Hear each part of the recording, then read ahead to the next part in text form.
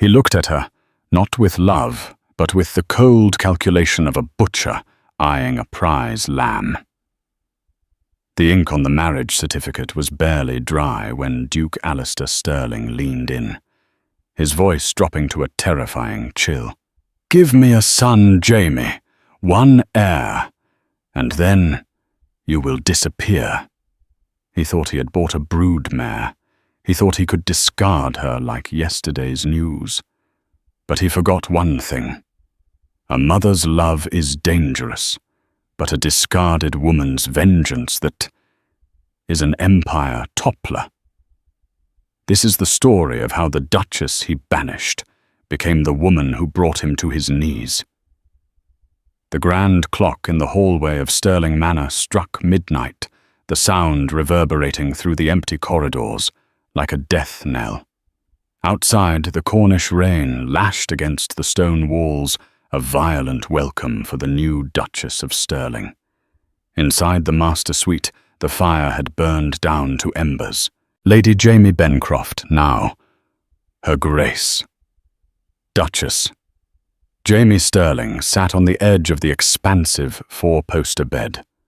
Her hands were folded tightly in her lap, her knuckles white, contrasting with the deep emerald of her velvet dressing gown. She was 22, possessed of a quiet beauty that often went unnoticed in the glittering ballrooms of London. She had soft, doe-like eyes and hair the color of roasted chestnuts, but tonight she felt less like a bride and more like a sacrifice. The door opened. Duke Alistair Stirling walked in. He was a man carved from marble and frost, tall with broad shoulders that seemed to carry the weight of his crumbling lineage. He was undeniably handsome in a sharp, dangerous way. His eyes were the grey of a winter sea, and they held no warmth as they landed on her. He did not smile. He did not offer a word of comfort. He simply walked to the side table, poured 2 glasses of brandy, and downed one in a single swallow. "We should dispense with the pleasantries, Jamie," Alistair said, his back turned to her. "You know why your father agreed to this union. The Bencroft debts are paid. Your family's estate is secure. You have done your duty as a daughter." "I hope to do my duty as a wife, Your Grace," Jamie whispered, her voice trembling slightly. She had held a foolish, secret hope that Alistair, whom she had watched from afar during the London season, might harbour some affection for her. He was known as the Iron Duke, stoic, unyielding, and incredibly wealthy, but she had seen him once help a stray dog in Hyde Park. She clung to that memory now. Alistair turned slowly. He placed the empty glass on the table with a sharp clink. "A wife," he repeated, testing the word as if it were a foreign coin he suspected was counterfeit. "I do not need a wife, Jamie. I need a vessel." The air left the room. Jamie stood up, her heart hammering against her ribs. I do not understand." He closed the distance between them. He didn't touch her, but his presence was suffocating. "My lineage is dying. The Stirling name hangs by a thread. I require a son, a healthy, strong heir to secure the dukedom and the lands." That is natural," Jamie stammered. "We shall have children, and tall." "Not children," he cut her off, his voice dropping to that terrifying chill. "One heir. Once the boy is born, once he is weaned and safe. You will leave." Jamie blinked, sure she had misheard. "Leave. Leave the room. Leave England." Alistair said, his face impassive. "Leave my life. Leave the boy." The silence that followed was louder than the storm outside. Jamie felt the blood drain from her face. "You cannot mean that. You want me to abandon my child?" "I want you to fulfill the contract," Alistair said, reaching into his jacket pocket and pulling out a folded piece of parchment. He tossed it onto the bedspread. "Your father signed it this morning, in exchange for the clearance of his gambling debts that would have seen your entire family in the poorhouse. He agreed to my terms. You provide the heir. I provide you with a generous stipend, a house in Italy or France, wherever you choose. But you will have no contact with the boy. You will be dead to us." Jamie picked up the paper, her hands shaking so violently the text blurred. But there it was, her father's signature. Lord Henry Bencroft. He had sold her, not just her hand in marriage, but her motherhood. "And if I refuse?" she asked, her voice barely audible. Alistair's expression didn't change, but his eyes narrowed. "Then the debts return. Your father goes to debtor's prison. Your sisters, well, without a dowry or a home, their futures will be grim, and you will be cast out a bride who failed on her wedding night." He walked past her, beginning to undo his cufflinks. "I am not a cruel man, Jamie, though you may think me one. I am a practical man. My mother destroyed my father with her meddling and her affairs. I will not suffer a woman's influence in my house or on my son. I will raise him to be a sterling, pure and uncorrupted." Jamie looked at the man she had admired. The fantasy shattered, leaving jagged shards in her chest. He wasn't the savior who helped stray dogs. He was a monster who believed love was a weakness to be bred out of existence. She looked at the contract, then at the fire. She could run. She could scream. But the image of her younger sisters Beatrice and Ivy, destitute and on the streets, held her fast. She slowly unbuttoned her dressing gown, letting it fall to the floor. She stood before him in her white nightgown, stripped of her dignity, but armoring herself in a sudden cold resolve. "Very well, Your Grace," she said, her voice steeling. "You shall have your heir. But remember this moment. You are not bargaining for a son. You are bargaining away your soul."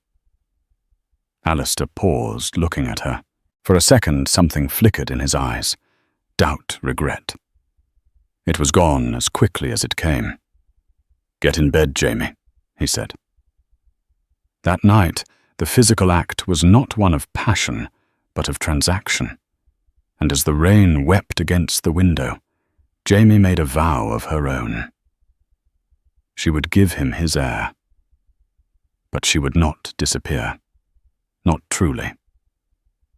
The months that followed were a blur of nausea, isolation, and a growing, fierce protectiveness over the life growing inside her. Stirling Manor was beautiful, filled with priceless tapestries and silver artifacts, but it was a mausoleum. The servants, led by the stern housekeeper, Mrs. Halloway, treated Jamie with a distant politeness. They knew. Everyone knew the arrangement except perhaps the vicar, who visited on Sundays. Alistair was rarely seen. He spent his days in London attending to Parliament or managing his shipping empire from his study. They dined together occasionally, meals of suffocating silence where the only sound was the scraping of silver against porcelain. He never asked how she felt. He only asked about the progress. "The physician says the child is large," Jamie said one evening over a dinner of roasted pheasant. She was 7 months pregnant, her body heavy and aching. "Good," Alistair replied without looking up from his newspaper. "Strong." "He kicks," Jamie added, placing a hand on her stomach, trying to provoke a reaction. "Would you like to feel?" Alistair froze. He looked at her hand, then at her face. For a moment the air charged with tension. He reached out his hand, hovering inches from her belly. Then he pulled back, his jaw tightening. "No," he said abruptly, standing up. "Ensure you take your tonic." He left the room. Jamie watched him go, realizing with a sudden jolt of insight that he wasn't indifferent. He was terrified. He was terrified of connecting, of feeling anything that might compromise the brutal efficiency of his plan. He was a coward, masked as a tyrant. The labor began on a stormy night in November, almost a year to the day of their wedding. It was difficult. For 14 hours, Jamie screamed, her body tearing apart, to bring his legacy into the world. The pain was blinding, a white-hot fire that consumed her reality. "Push, Your Grace, push," the midwife urged. I can't. Jamie sobbed, sweat plastering her hair to her forehead. "You must, or the child will die." The child, her son, the only thing that mattered. With a guttural roar that came from the depths of her being, Jamie gave one final earth-shattering push. The cry that followed was the sweetest sound she had ever heard. "It is a boy," the midwife announced, wrapping the squalling, bloody infant in a linen cloth. "A healthy, strong boy." Jamie reached out her arms, trembling. "Give him to me." The midwife hesitated, looking towards the door. Alistair was standing there. He had entered at the sound of the cry. He looked pale, dishevelled, stripped of his usual composure. "Give him to her," Alistair said, his voice raspy. The midwife placed the bundle in Jamie's arms. The baby was small, red-faced, and perfect. He had Alistair's dark hair, and when he blinked his eyes open, Jamie saw the grey of the winter sea, but innocent, unhardened. "Leo," she whispered, kissing his forehead. "His name is Leo." Alistair approached the bed. He looked down at the boy, and Jamie saw a tear, a single traitorous tear, track through the sweat on the Duke's cheek. He reached out and touched the baby's fist with one finger. Leo's tiny hand curled around it instantly. The connection was electric. Alistair let out a shaky breath. "He is adequate," Alistair said, pulling his hand away and reverting to his mask. "You have fulfilled your end of the bargain." Jamie clutched the baby tighter. "Alistair, please. Look at him. He needs a mother. We can change the agreement. I won't ask for your love. Just let me stay. Let me be his nurse. Anything." Alistair's face hardened into stone. The moment of vulnerability was gone, replaced by the ruthlessness that had built his fortune. "The contract is binding, Jamie. You have 2 weeks to recover. Then the carriage will take you to Dover. A ship waits to take you to Boston." "Boston?" Jamie gasped. "You said Italy or France." "Too close," Alistair said, turning his back on the heart-breaking tableau of mother and child. "You will go to America. You will have a new name. A monthly stipend will be deposited into an account under the name Jamie Vane. If you ever return to England, if you ever try to contact Leo Sterling, the money stops, and I will destroy your father." "You are a devil," Jamie hissed, the tears finally spilling over. "I am a duke," he replied, "and I have my heir." 2 weeks later, the snow was falling softly on Stirling Manor. Jamie stood by the nursery crib. Her bags were packed. The carriage waited. She had spent every waking second of the last fortnight memorizing every inch of Leo's face, the curve of his nose, the way his breath hitched when he slept, the smell of milk and powder. She picked him up one last time. He was heavy, warm, and alive. "I am not leaving you, Leo," she whispered into his soft hair, her voice fierce and broken. "I am going away to build a world where he cannot touch us. I will come back. I swear it on my life. I will come back, and I will make him regret the day he turned a mother into an enemy." She placed a small silver locket inside the swaddling clothes, hidden deep where the nursemaids wouldn't find it immediately. Inside was a lock of her hair and a tiny scrap of paper with a single word. "Wait." Jamie walked out of the nursery without looking back. She walked down the grand staircase past the stoic portraits of sterling ancestors and out into the cold. As the carriage rattled away, distancing her from her heart, Jamie dried her eyes. The weeping girl died in that carriage. In her place, a woman of iron was born. Alistair Sterling wanted her to disappear. Fine. She would disappear, and she would re-emerge as a storm he never saw coming. 5 years is a long time. Long enough to erode a cliff face, long enough for a child to learn to read, and long enough for a heartbroken girl to forge herself into a weapon. Boston, Massachusetts was nothing like the rolling green hills of Cornwall. It was a city of grit smoke and unbridled ambition. It smelled of brine, coal tar, and opportunity. Jamie, now known simply as Mrs. Jamie Vane, walked through the bustling floor of the Vane textile mill. The noise was deafening, a cacophony of clattering looms and shouting foremen, but to Jamie it sounded like a symphony. She wore a dress of severe navy wool, tailored to perfection, with no lace or frills. Her chestnut hair was pinned back so tightly it pulled at her temples. She was no longer the soft duchess who wept into her pillow. She was the widow of Beacon Hill, a woman of mystery who had arrived 5 years ago with a heavy purse and a sharper mind. "Mrs. Vane?" a voice boomed over the din. Jamie turned to see Silas Grant, her business partner, and the only man in America who knew half the truth about her. Silas was a rough-hewn man of 40, with calloused hands and a mind like a steel trap. He had saved her from a bad investment in her first year, and together they had turned her stipend into a fortune. "The shipment from Liverpool is docked, Silas," Jamie asked, her voice steady and commanding. "It is," Silas said, wiping grease from his hands with a rag. "But there's trouble. The Sterling Shipping Company has raised their tariffs again. They're squeezing the Atlantic trade routes. If we want our cotton in Manchester by next month, we'll have to pay double."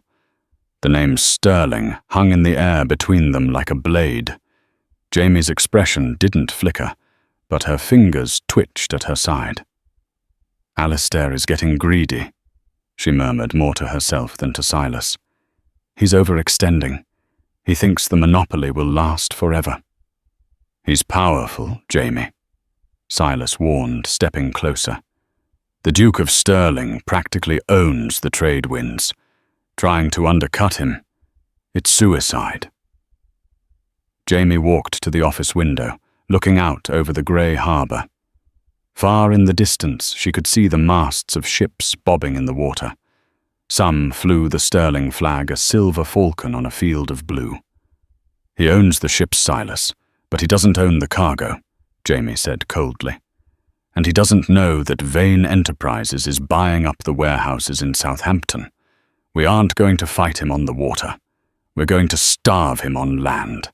She turned back to him, her eyes burning with a fire that scared even Silas. "Buy the warehouse on Dock 4. Use the shell company. I want the Duke to realize he's losing money, but I don't want him to know who is taking it." "Not yet." Silas sighed, shaking his head. "You hate him that much? After 5 years. Hate." Jamie laughed, a dry, humorless sound. "Hate is a passion, Silas. Passion implies I still care. This is a correction. He treated me like a transaction. I am simply closing the ledger." That evening, Jamie returned to her townhouse on Beacon Hill. It was elegant, filled with American art and modern comforts, but it was devoid of the one thing she craved. She went to her private study and unlocked the bottom drawer of her mahogany desk. Inside lay a stack of reports. They weren't business ledgers. They were reports from a private investigator she had hired in London, a man named Mr. Timothy Ruggles. Jamie picked up the latest letter, dated 3 weeks prior. Subject: Lord Leo Sterling. Age 5. Health good physically. Tall for his age. Notes: the boy is solitary. He has dismissed 3 governesses in the last 6 months. The staff say he is unmanageable. He was seen last week throwing stones at the Duke's carriage. The Duke is rarely at the manor, preferring his London residence. The boy spends most of his time in the stables with the horses. Jamie traced the name Leo on the paper. Her son. Her baby. He was growing up wild and unloved, a prisoner in a gilded cage, just as she had been. "He thinks you are a burden," Jamie whispered to the empty room. "Just as he thought I was." She stood up and walked to the mirror. The reflection showed a woman who commanded respect in boardrooms, a woman who had tripled her net worth, a woman who was feared by her competitors. But beneath the silk and the steel, the mother was screaming. "It's time," she decided. She sat down and penned a letter to Mr. Ruggles. Find out the requirements for the new governess position at Stirling Manor. Secure me false papers. A reference from a reputable family in Boston. The name on the papers will be Miss Jamie Vane. It is time for the widow to visit England. She wasn't going back as a duchess. She couldn't. Alistair would recognize her instantly, or would he? She had lost weight. Her style was severe, her accent had flattened, and her demeanor had hardened. But she wasn't going to walk in the front door as his wife. She was going to infiltrate his home as his employee. She would save her son, and she would burn Alistair's world down from the inside. Stirling Manor was quieter than a tomb. The only sound in the West Wing was the shattering of porcelain. Duke Alistair Stirling stood in the doorway of the nursery, no, the young lord's room, as it was now called. The floor was littered with the shards of a Ming vase. Standing in the center of the wreckage was Leo Sterling, 5 years old. He stood with his small fists clenched, his chest heaving. He wore a miniature velvet suit that looked uncomfortable and restrictive. His dark hair was messy, and his grey eyes, Alistair's eyes, were filled with a rage that looked too big for such a small body. "I said I don't want to learn French," Leo shouted. Standing in the corner, sobbing into her handkerchief, was Miss Gable, the latest governess. She looked at the Duke with terrified eyes. "Your Grace, I cannot do this anymore. He is a savage. He bit me." Alistair looked at his son. He didn't see a savage. He saw a mirror. He saw the same anger he felt every day, the same frustration at a life that felt like a tuple. "Leave us," Alistair said to Miss Gable. "Go to Mrs. Halloway. You will be paid your wages." "But your Grace, go!" Alistair roared. The governess fled. The door clicked shut. Father and son stood alone in the wreckage. Alistair felt a familiar headache throbbing behind his eyes. He walked over to the window, avoiding the broken glass. He looked out at the rain. It always seemed to rain here now. "Why do you behave this way, Leo?" Alistair asked, his voice weary. "You have everything. Ponies, toys, the finest tutors in England. Why must you be so difficult?" "Where is she?" Leo asked. Alistair stiffened. "We have discussed this. The boys in the village have mothers," Leo said, his voice trembling. "The stable boy has a mother. Even the dogs have mothers. Where is mine?" Alistair turned around. He looked at the boy he had bargained his soul for. He had wanted an heir to secure the line. He had gotten the heir, but he had no idea what to do with a child. "Your mother died, Leo." Alistair lied the same lie he had told for 5 years. "She died when you were born." "You're a liar!" Leo screamed. Alistair's eyes narrowed. "What did you say to me?" "I heard the maids," Leo yelled, stepping forward, crunching glass under his boots. "I heard them whispering in the laundry. They said she was sent away. They said you banished her." The air in the room grew freezing cold. Alistair felt a spike of panic. If the boy knew— "Servants gossip, Leo. It is what they do. They are lying." "I hate you," Leo cried, tears finally spilling over his angry lashes. "I hate this house and I hate you." The boy turned and ran into his adjoining bedroom, slamming the door so hard the paintings on the wall rattled. Alistair stood, frozen. The words cut deeper than he expected. "I hate you." He walked to the side table and poured a drink. His hand was shaking. He sat down in the heavy leather armchair, the same one he had sat in the night he told Jamie to leave. The house was falling apart. Not the bricks and mortar, those were solid, but the spirit of the place was rotting. Alistair looked at the pile of letters on the table next to him. Business was suffering. Some American company, Vane Enterprises, was choking his supply lines. They seemed to know his moves before he made them. He was losing thousands of pounds a month. He was stressed, overworked, and lonely. God, he was lonely. He closed his eyes, and for a fleeting second, the image of Jamie came to him. Not the weeping girl he had exiled, but the woman who had stood before him on their wedding night and told him he was bargaining away his soul. "You are right, Jamie," he thought bitterly. "I kept the title, I kept the lands, but I have lost the boy." There was a knock at the door. It was Mrs. Halloway, the housekeeper. She looked older, frailer. "Your Grace," she said softly. "I apologize for the intrusion, but about the governess situation—" "I know." Alistair rubbed his temples. "Miss Gable is gone. We need another." "Sir, the agency in London says they have no more candidates willing to come to Stirling Manor," Mrs. Halloway said hesitantly. "The boy's reputation precedes him." Alistair laughed darkly. "So my son is blacklisted. Wonderful." "However," Mrs. Halloway continued, pulling a letter from her apron, "we received a direct application this morning from America." Alistair looked up. "America? A widow, a Mrs. Vane. She comes with impeccable references from Boston. She claims to specialize in difficult children. She says she does not require a high salary, only room and board, and full autonomy over the boy's education." Alistair took the letter. The handwriting was sharp, angular, confident.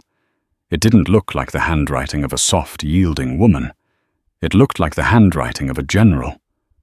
"I do not break spirits, Your Grace. I build men. If you want a sycophant, look elsewhere. If you want a son, hire me." Alistair read the line twice. It was bold, borderline insolent. It was exactly what he needed.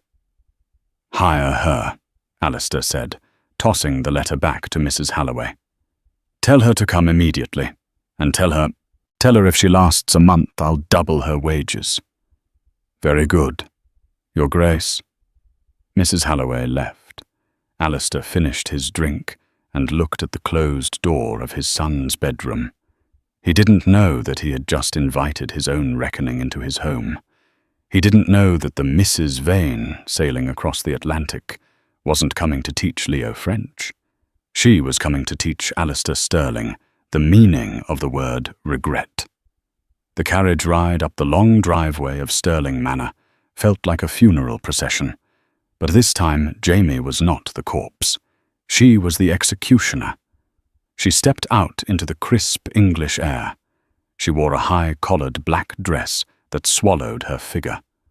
Her chestnut hair, dyed a darker, severe shade of mahogany, and pulled back into a tight, unforgiving chignon. She wore small, round spectacles that hid the softness of her eyes.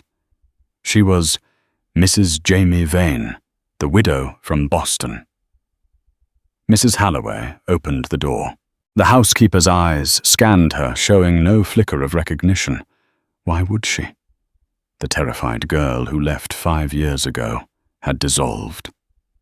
"The Duke is waiting in the library," Mrs. Halloway said, her voice hushed. Jamie walked through the corridors. The house smelled of dust and neglect.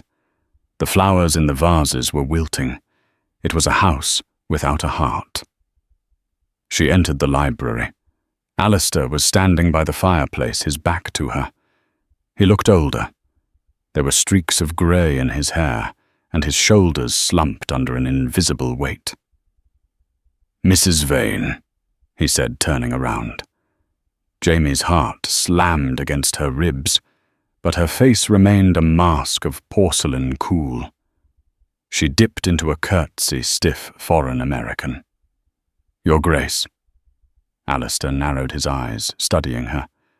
For a terrifying second, Jamie thought, "He knows."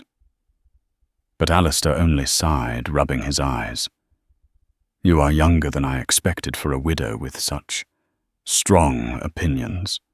Grief ages the soul, if not the face, Your Grace." Jamie said, her voice lowered an octave, clipped with a Bostonian lilt. "Indeed," Alistair muttered. He walked past her, smelling of brandy and old paper. "My son is in the garden. He is spirited. Do not expect him to welcome you. The last governess left with a bite mark on her arm. I am not made of sugar, Your Grace. I do not dissolve easily." Alistair paused. He looked at her again, a flicker of curiosity in his grey eyes. "No. I suppose you aren't. Very well. He is your problem now." Jamie bowed her head and left the room. Once in the hallway, she leaned against the wall, exhaling a breath she felt she had been holding for 5 years. He didn't know. He looked right at her, the woman he had married, the woman who bore his child, and saw a stranger. It was the ultimate insult and the ultimate weapon. She found Leo in the rose garden. He was crouched in the dirt, hacking at a rose bush with a wooden sword. He looked wild. His knees scraped his face, smeared with mud. He was beautiful. Jamie approached him slowly. She didn't scold him. She didn't tell him to stand up. She simply knelt down on the grass beside him, ruining her pristine black dress. Leo stopped swinging. He looked at her with suspicion. "Who are you, the new jailer?" Jamie smiled, a genuine, warm smile that she had saved for this very moment. "I'm Mrs. Vane, and that is terrible swordsmanship. You're leaving your flank exposed." Leo blinked, confused. "What if I were an enemy?" Jamie said, picking up a fallen stick. "I would have you right here." She gently tapped his side. Leo's eyes went wide. "You know how to fight." "I know how to survive," Jamie said, "which is much more important. Are you killing the roses?" "They're stupid," Leo grumbled, dropping the sword. "Father likes them, so I hate them." Jamie's heart broke. She reached out, hesitating, then brushed a smudge of dirt from his cheek. He flinched, expecting a slap, but when he felt her soft touch, he froze. "I don't like roses either," Jamie lied. "Too many thorns. Shall we make a pact, Leo?" "What kind of pact? I won't force you to learn French if you don't bite me. And in exchange, I will teach you how to run a business, how to build things, how to be strong without being cruel." Leo looked at her, searching for the lie. He found none. "Okay," he whispered. From the window of the library, Alistair watched. He saw the dragon lady from Boston kneeling in the mud. He saw his son, who had screamed at him that morning, leaning into her touch. A strange, unfamiliar pang hit Alistair's chest. It wasn't relief. It was jealousy. 3 months passed, and the winter frost that had gripped Stirling Manor began to thaw, mirroring the slow, reluctant transformation of the house itself. The silence that had once suffocated the hallways, a silence thick with resentment and neglect, was replaced by new, terrifyingly vibrant sounds, the thud of boots racing down the corridor, the scratch of quill on parchment, and most shockingly the sound of a child's laughter. Jamie in her guise as Mrs. Vane played her role with the precision of a master actress. By day, she was the stern but fair governess, a woman of unyielding standards, who somehow made learning feel like a rebellion. She did not force Leo to memorize French verbs by rote. Instead, she taught him the geography of the trade winds and the mathematics of cannon trajectories. She replaced the broken vases in his room, not with new porcelain, but with model ships they built together. She taught him to look the servants in the eye, to stand with his shoulders back, to channel his rage into purpose. She gave him the mothering he had starved for, since birth, disguised as the mentorship of a strict teacher. But by night, when the manor slept, and the moon cast long skeletal shadows across the floorboards, the governess vanished. In her place sat the CEO of Vane Enterprises. Jamie would sit at her small writing desk, the oil lamp turned low, and pen lethal instructions to Silas Grant in Boston. These were not letters home. They were execution orders. "The Duke is over-leveraged on the Liverpool foundry," she wrote the nib of her pen, scratching aggressively against the paper. "He is relying on the spring cotton shipment to pay the interest on his loans. Block the shipment. Buy the debt. Offer the bank 60 cents on the dollar. They will panic and they will sell. When they do, we will own him." She was dismantling Alistair's empire piece by piece, using the very information she gleaned from him over breakfast. She was the spy in his war room, the wolf sleeping at the foot of his bed. And the most dangerous part of her game was the dinners. Initially, Alistair had eaten alone in the cavernous dining hall, a solitary king in a crumbling castle. But Leo, emboldened by Jamie's influence, had insisted that Mrs. Vane join them. It had started as a concession to a tantrum, but it had evolved into a nightly ritual. Now the three of them sat at the long mahogany table every evening, a mock family, a tableau of domesticity built on a foundation of lies. One stormy evening in March, the tension in the dining room was palpable. The candles flickered in the draught, casting dancing shadows on the tapestries. Alistair looked haggard. Deep lines etched his forehead, and his grey eyes, usually so piercing, were dulled by exhaustion. He barely touched his wine. "You seem distracted tonight, Your Grace," Jamie observed, slicing her roast lamb with surgical precision. Her voice was calm, the clipped Bostonian accent she had adopted now second nature. Alistair sighed, a heavy, ragged sound that seemed to come from his soul. He pushed his plate away, defeated. "Business troubles, Mrs. Vane. Severe ones. There is a competitor, an American firm called Vane Enterprises." Jamie took a sip of water to hide the smirk that threatened to break her composure. "Indeed, the name seems to be on everyone's lips lately." "They are relentless," Alistair murmured, staring into the depths of his wine glass. "They are not just competing, they are hunting. They seem to anticipate my every move before I make it. I lowered my tariffs in Southampton. They had already bought the warehouses.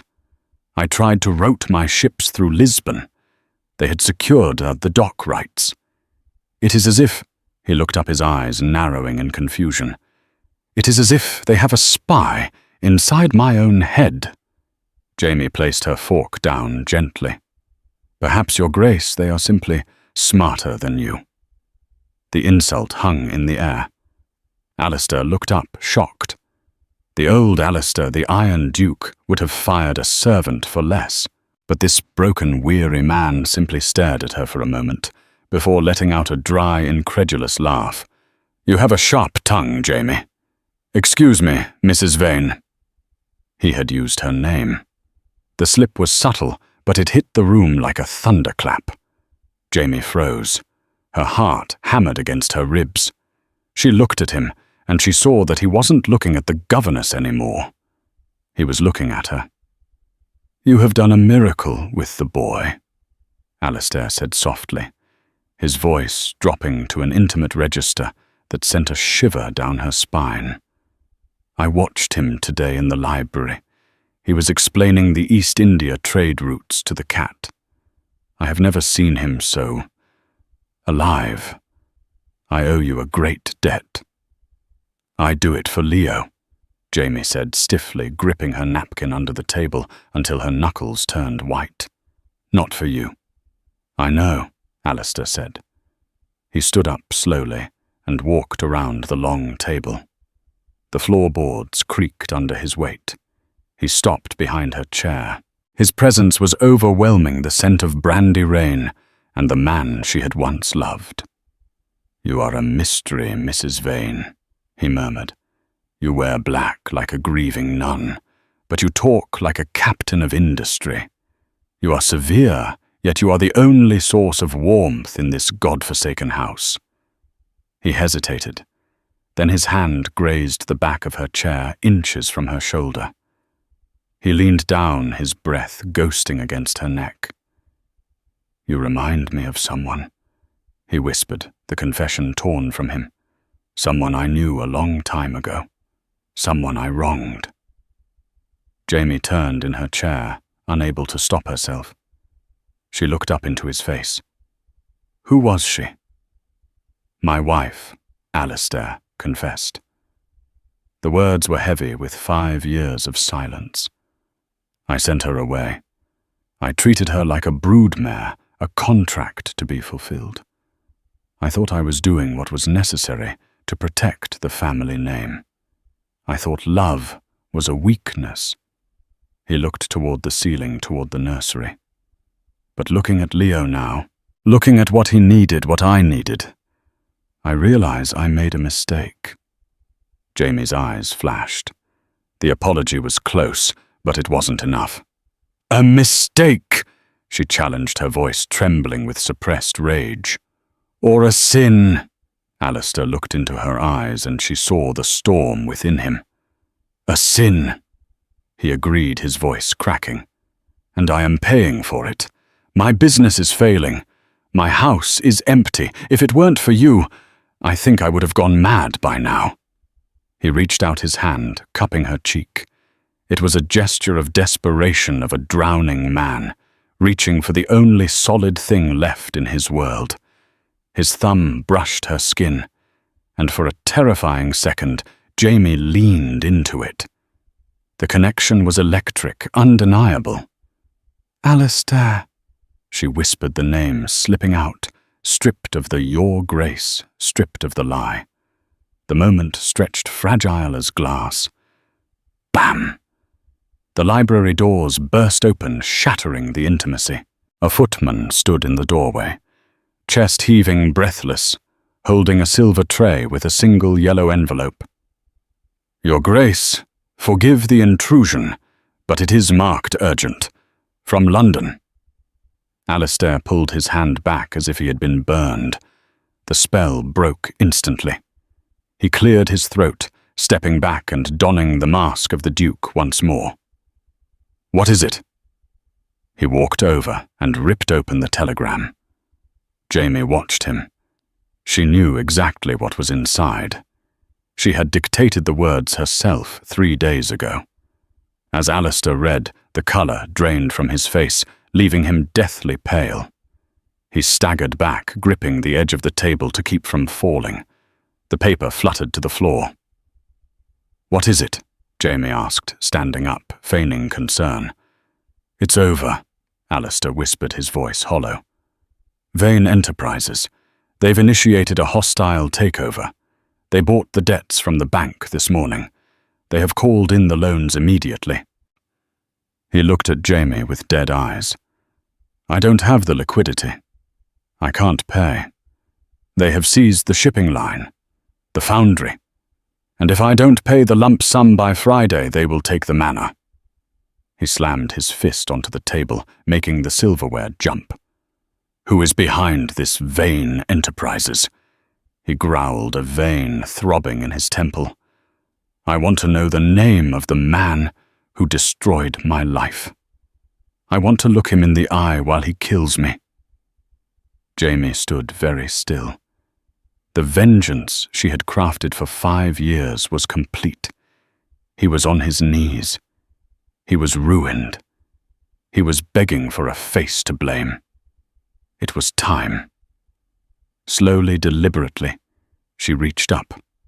Her hands found the pins that held her severe governess bun in place. One by one, she pulled them out and dropped them onto the table. Clink, clink, clink. Her heavy, dark hair cascaded down her back in waves, softening the sharp angles of her face. She reached up and removed the wire-rimmed spectacles, folding them and placing them next to the wine glass. She lifted her chin.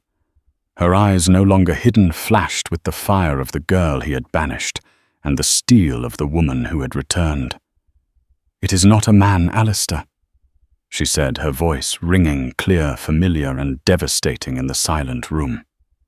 Alistair froze. He stared at her, his eyes widening in slow, dawning horror. He looked at the hair, the eyes, the tilt of her head, the woman he had just confessed to, the woman he had touched. "Jamie," he choked out, disbelief warring with recognition. "Hello, husband," she said, her voice as cold as the ocean he had sent her across. "I believe you have an heir, and now you are about to disappear." The silence that descended upon the dining hall was absolute, heavy, and suffocating. It was not merely the absence of sound, it was the vacuum left after an explosion. The mahogany table set with crystal and silver felt miles wide, separating the 2 figures who stood at either end of the wreckage of their marriage. Alistair Sterling, the Duke who had once commanded fleets and terrified boardrooms, stood frozen. The telegram lay on the Persian rug like a fallen guillotine blade. He stared at the woman he had known as Mrs. Vane, the woman who had taught his son to laugh, who had challenged him at his own dinner table, who had systematically dismantled his fortune. The optical illusion shattered. The severe glasses were gone. The hair, once pinned back in a harsh governess-style bun, now framed a face he realized he had been dreaming of for 5 years. "Jamie." Alistair breathed the name, scraping against his throat. It sounded foreign, a ghost invoked from a grave he had dug himself. You are Vane Enterprises." Jamie took a slow, deliberate step forward, her silk skirts rustling a sound like a whisper of war. "Vane is my middle name, Alistair. Jamie Vane Bencroft. Did you never think to ask? Or was I so insignificant on our wedding night that you didn't bother to read the full name on the marriage certificate?" Alistair gripped the back of his chair, his knuckles turning white. The betrayal was a physical blow, a nausea roiling in his gut. "You did this?" he whispered, his voice rising with a mix of horror and awe. "You took the stipend I gave you, money intended for your exile, and you used it to build a weapon. You bought my debts. You strangled my supply lines in Liverpool. You have been living in my house for 3 months, eating my bread, watching me bleed out by the inch. I watched you bleed, yes? Jamie answered, her voice calm, possessing a terrifying tranquility. But I also watched you with Leo. I watched you struggle with the weight of a legacy you hate. I watched you regret the man you had become. Regret. Alistair laughed, but it was a jagged, broken sound devoid of humour. He paced away from the table, running a hand through his greying hair. I regretted losing you every single day. Jamie, I looked for you in every crowd. But this is not justice. This is annihilation. You have destroyed everything. The sterling name, the shipping lines, the foundries, the legacy I was trying to protect for him. He pointed a shaking finger toward the ceiling, toward the nursery where their son slept. You've bankrupted us to satisfy a vendetta. Jamie did not flinch. She watched his unraveling with the cool detachment of a judge. Slowly she reached into the pocket of her black dress and withdrew a thick, folded document bound in blue ribbon. I haven't bankrupted us, Alistair, she said, her voice cutting through his panic. She tossed the document onto the table. It landed with a heavy thud between the candlesticks. I have bankrupted you. Alistair stopped pacing. He looked at the document, then at her. What is that? Read it. His hands shook as he picked up the papers. The legal script swam before his eyes, but the bold headings were unmistakable. It was a deed of transfer. Vane Enterprises now owns the Sterling shipping line, the Cornwall foundries, and the entirety of your outstanding debt. Jamie explained, her voice softening just a fraction. Vane Enterprises holds the keys to the kingdom, but Vane Enterprises is merely a holding company, a shell. Alistair flipped to the final page, his eyes scanning for the beneficiary. When he saw the name typed there, his heart stopped in his chest. Sole beneficiary of the Vane Trust, Lord Leo Sterling. The paper slipped from his fingers. I didn't destroy your son's legacy, Alistair, Jamie said, walking around the table until she stood only a few feet from him. I saved it. I saved it from your reckless gambling, from your pride, and from the fear that rules your life. I secured the empire. It belongs to Leo now. Every ship, every brick, every coin. I am merely the trustee until he comes of age. Alistair looked at her, really looked at her, and the anger drained out of him, leaving only a hollow, aching shame. She hadn't stolen the empire. She had fortified it. She had done the one thing he had failed to do. She had protected their son. The Iron Duke crumbled. His knees hit the floor, not in a dramatic gesture, but because his legs simply could no longer hold the weight of his guilt. He covered his face with his hands, his shoulders shaking as the dam broke. I am sorry. He choked out the words muffled by his hands. Jamie. God, I am so sorry. I was terrified. My father was a weak man, destroyed by my mother's whims. I thought if I let myself love you, if I let myself be soft, I would destroy the line. I thought I had to be stone to survive. Jamie looked down at the weeping man. This was the moment she had fantasized about in the cold, lonely nights in Boston. She had wanted him on his knees. She had wanted him broken. But now, seeing it, she felt no triumph. She only felt the ache of lost time. The stone cracks, Alistair, Jamie whispered, crouching down so she was eye level with him. She reached out and pulled his hands away from his face. His grey eyes were red raw and unguarded. But the family endures. You tried to be a monument, but Leo doesn't need a monument. He needs a father. Alistair looked at her, searching for a trace of the hatred he deserved. "Can you ever forgive me, after what I did to you?" Jamie hesitated. She thought of the carriage ride away from the manor, the tears, the years of building herself back up from nothing. Forgiveness was not a switch she could simply flip. It was a terrain to be navigated. "Forgiveness is not a single act, Alistair. It is a long, difficult road," Jamie said, her voice steady. "I will not lie to you. The girl you married is dead. You killed her." Alistair flinched, closing his eyes. "But the woman standing before you is willing to try," she continued. "However, the terms have changed. You are no longer the Duke who commands, and I am not the Duchess who obeys. I am your partner. I own half this world now, and I raised the boy who owns the rest. If you want to be part of this family, if you want to know your son and your wife, you will earn it. Every single day." Alistair opened his eyes. There was hope there, fragile but burning. He didn't stand up. Instead, he took her hand, the hand that had signed the orders to ruin him, and pressed it against his forehead, a gesture of absolute surrender. "Teach me," he whispered, his voice thick with emotion. "I don't care about the ships. I don't care about the title. Just teach me how to be the man you deserve."